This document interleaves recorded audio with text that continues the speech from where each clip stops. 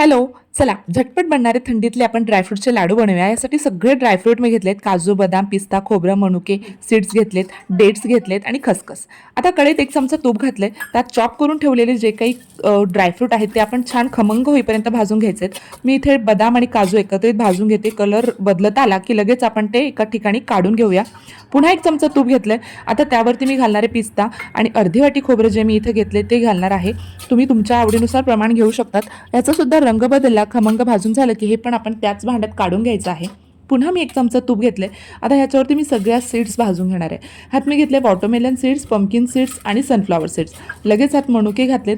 हे सुद्धा व्यवस्थित खमंग असं भाजून घ्यायचं आहे आणि एकत्रित असं बाजूला काढून घ्यायचं आहे. पुन्हा 1 चमचा तूप घेते आणि खसखस भाजून घेणार आहे. खसखससुद्धा लालसर होईपर्यंत छानपैकी भाजून घ्यायची आहे. ती खाताना कच्ची लागायला नको अशा पद्धतीने तुम्ही भाजून घेऊ शकतात आणि ही सुद्धा त्याच मिश्रणात आपण काढून ठेवणार आहोत. पुन्हा 1 चमचा तूप घ्यायचं आहे.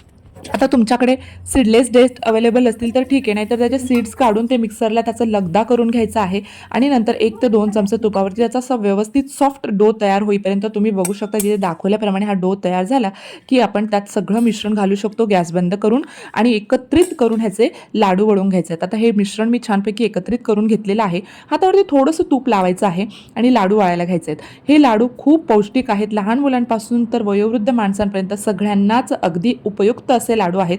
सो तुम्ही हे नक्की ट्राय करून बघा. अगदी जास्त वेळ लागत नाही. घरात अवेलेबल गोष्टींपासून तुमच्या आवडत्या प्रमाणानुसार तुम्ही करू शकता. तुम्हाला रेसिपी आवडली असेल तर लाईक शेअर करा. Thank you so much for watching. Bye bye. Stay tune for